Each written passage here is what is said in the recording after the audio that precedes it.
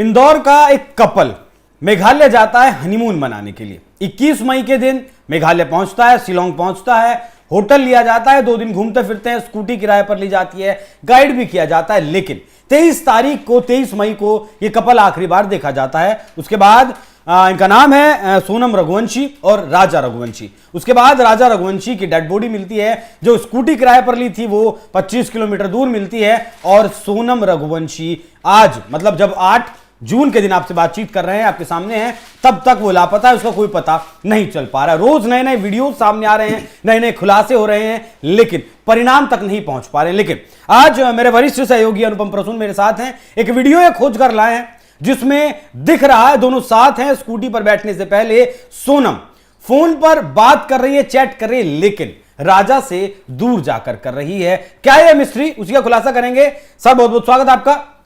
क्या कुछ मतलब इस वीडियो के क्या मायने? देखिए, अलग अलग मीडिया रिपोर्ट्स में ये वीडियो बार बार दिखाया जा रहा है और कल से ये वीडियो पब्लिक डोमेन में मौजूद है। अब बहुत ध्यान से देखिएगा, जो हम इस वक्त तस्वीर दिखा रहे हैं, यहां पर ये तस्वीर रोक दीजिए अगर रुक जाए तो। जी देखिए, सोनम राजा स्कूटी पर बैठा हुआ है और सोनम चैट करते हुए उससे दूर जाती है। और ये एक बार नहीं, ये मतलब बार बार रिपीट होता है और ऐसा करीब 3-4 बार होता है। और राजा जब अंदर जाता है तब वो अपने बैग से फ़ोन निकालती है और वो अब चैट स्टार्ट करती है। अब ये वीडियो आप प्ले कर दीजिए ताकि लोग भी इसे देख पाएँ, बार बार देख पाएँ। और एक चीज़ और बताते हैं, इस वीडियो को हम दर्शकों से कहेंगे कि वो देखते रहें। ठीक है, अब वो चैट करते हुए राजा के पास पहुँची और यहाँ से देखिए सब कुछ सामान्य दिख रहा है, लेकिन कुछ परेशान दिख रहे हैं। राजा स्कूटी चलाता हुआ आगे जाता है, सोनम उसके बाद अपने फ़ोन को बैग में रख लेती है। लेकिन स्कूटी चलाने से पहले सोनम किसी से चैट करती है और ये माना जा रहा है कि ये सोनम का संभवतः आखिरी चैट हो सकता है। अब इसमें 2-3 बात निकल कर आ रही है। राजा के हाथ में एक कलाई घड़ी थी और उस कलाई घड़ी में जीपीएस मौजूद था। लेकिन जब राजा की घड़ी मिली, मतलब उसकी डेड बॉडी जहां से मिली, वहां से जब उसकी घड़ी मिली, घड़ी टूटी हुई थी, टूटी फूटी हालत में थी और उसमें कोई भी डेटा रीड नहीं किया जा सकता है। इसके अलावा एक जो बड़ी चीज़ है कि आप इस वीडियो में आपने देखा होगा, ये वीडियो बहुत बड़ा है, हमने तो उसका छोटा हिस्सा है। अभी देखिए, राजा ने जो जैकेट पहनी या सोनम इससे पहले जो जैकेट पहनी हुई थी, वो जैकेट खोलकर सोनम रखती है राजा की स्कूटी पर और जहां से राजा की डेड बॉडी मिली वहां से वही जैकेट बरामद की जाती है।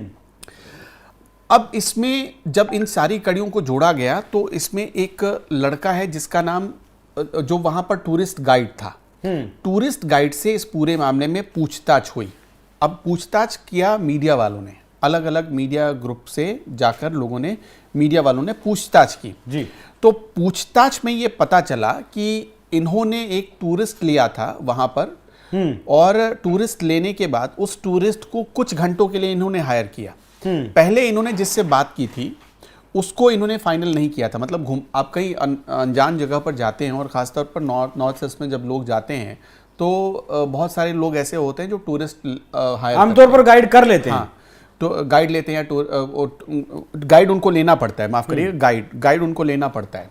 और वो गाइड क्या होता है कि दिखाता है कि कौन कौन सी जगह आप घूम सकते हैं। तो एक जो पहले इन्होंने जिस गाइड से बात की थी उस गाइड को उन्होंने हायर नहीं किया, इन्होंने दूसरे गाइड को रखा जिसका नाम एक बताया जा रहा है, जिसका एक नाम दिया है वानसाई।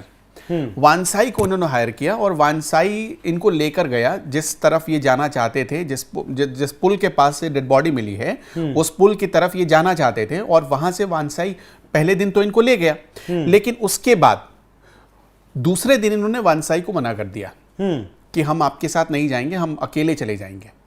और वहां पर जिस गाइड से इन्होंने पहली बार बातचीत की थी, जो पहले दिन जो बातचीत की थी और उसे नहीं रखा था इन लोगों ने, उसने ये सब कुछ देखा था, उसने नोट किया था, जिसका नाम पड़े है, पड़े उसका नाम है। तो जब पड़े से पूछताछ की गई थी तो उसने एक चीज बताई कि जब दूसरे दिन ये लोग जा रहे थे, इनके साथ 3 ऐसे लोग थे जो हिंदी बोल सकते थे, हिंदी समझ सकते थे और ऐसा लग रहा था कि जैसे वो तीनों लोग राजा को और राजा उन तीनों लोगों को और सोनम उन तीनों लोगों को बहुत पहले से जानते हैं, उनका ये कहना था। अब वो 3 लोग कौन थे? जब इस बारे में उस पड़े से पूछताछ की गई तो उसने बताया कि ये 3 लोग भी टूरिस्ट बनकर ही आए थे और वो 3 लोग टूरिस्ट बनकर जब आए, देखिए राजा एक होटल में, एक होम स्टे से राजा का एक वीडियो वायरल हुआ था और उस होम स्टे का नाम है शिप्रा होम स्टे उसका नाम है। कहा जा रहा है कि वानसाई ने ही वो शिप्रा होम स्टे में ले गए थे, वानसाई ही ले गया था इन लोगों को और वहां पर ये रुके थे। उसके बाद अगले दिन चलेगा और ये जो आप देख रहे हैं ये शिप्रा होम स्टे का बताया जा रहा है, ये जो वीडियो है और ये माना ये जा रहा है कि संभवतः आखिरी वीडियो है। और ये जो चैट कर रही इस वीडियो में, देखिए जो सोनम दूर जाकर चैट कर रही है और अभी बहुत दूर चली जाएगी, वो उसी शिप्रा होम स्टे के बाहर की ये तस्वीरें हैं और यहां से ये आखिरी चैट है सोनम का जिसको कहा जा रहा है। पड़े ने पूछताछ में बताया कि इन तीनों से जब बातचीत सोनम और राजा कर रहे थे तो ऐसा लग रहा था कि बहुत फ्रेंडली माहौल है और इन तीनों के साथ ये लोग चले गए, घूमने के लिए चले गए। फिर इसने बताया कि फिर पूछा गया कि एक बात बताइए, कुछ ऐसा लगा आपको कि इनके बीच कोई संदिग्ध बातचीत हो रही हो, कोई गर्मा गर्मी, कोई बहसा बहसी हुई हो, ऐसा कुछ आपको लगा? तो पड़े ने बताया कि वो हिंदी नहीं समझ सकता है, वो या तो अंग्रेजी समझ सकता है या फिर लोकल जो लैंग्वेज है वो समझ सकता है। जब उसने ये बताया तो जाहिर सी बात है जो वहां पर पत्रकार थे उनको थोड़ी हैरानी हुई।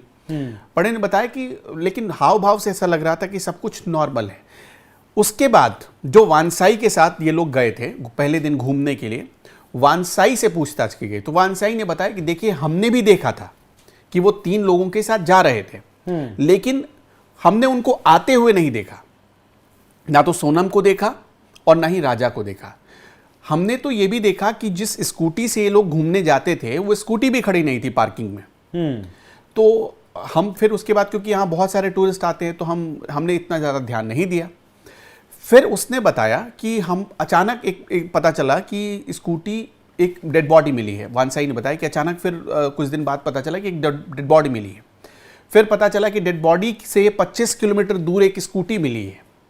फिर स्कूटी जब देखा गया तो वानसाई ने तुरंत पहचान लिया कि तो वही स्कूटी है जो राजा और सोनम लेकर चला करते थे।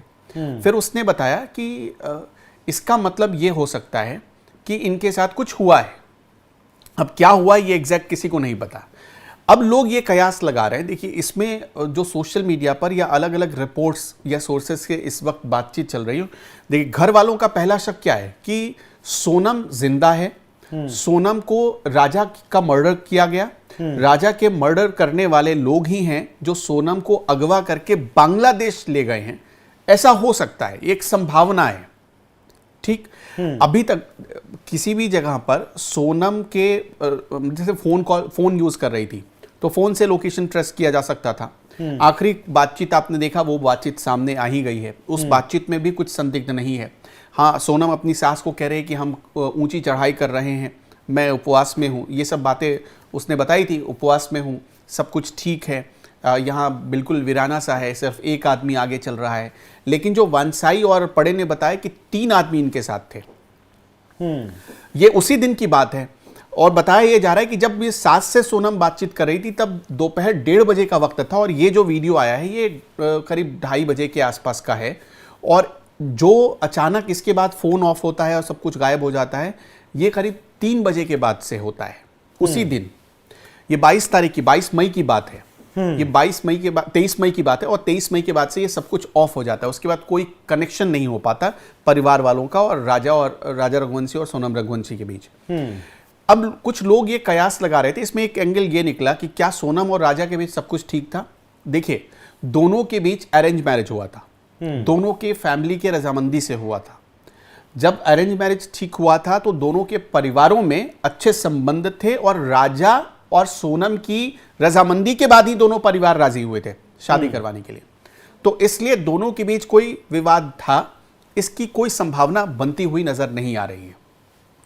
लेकिन अब पुलिस इस बात पर जांच कर रही है कि सोनम जो चैट कर रही थी वो चैट किससे कर रही थी? हाँ, वो किसके साथ थी और क्या सोनम के अच्छा सर, वो फोन नहीं मिलेगा तो फिर कैसे पता चलेगा चैट किसके साथ है? अब चूंकि व्हाट्सएप में तो आपको भी पता है कि सारा इंक्रिप्शन होता है, तो वो तो जल्दी पुलिस निकाल नहीं सकती। अगर मैसेज में ये हुआ है तो शायद पुलिस के हाथ लग जाए। लेकिन अब लोकेशन भी देखिए, अभी तक क्या है कि फोन लोकेशन भी बहुत ज्यादा पुलिस के हाथ नहीं लग पाया है। पूरी डिटेल। मेघालय पुलिस पर एक और आरोप आपने देखा ही होगा कि परिवार वाले लगा रहे हैं कि भाषा की दिक्कत हो रही है और पुलिस कोऑपरेट नहीं कर रही है। अब परिवार वाले जब गए थे डेड बॉडी लाने, उस वक्त भी उनका यही आरोप था कि कोई कोऑपरेट करने के लिए तैयार नहीं है मेघालय पुलिस की तरफ से। जिसके बाद आपने देखा कि एमपी की सरकार को इसमें हस्तक्षेप करना पड़ा। मोहन यादव ने कहा कि सीबीआई जांच के लिए हम भेज रहे हैं, अनुशंसा भी उन्होंने कर दी है, मोदी सरकार से अपील भी कर दी है उन्होंने।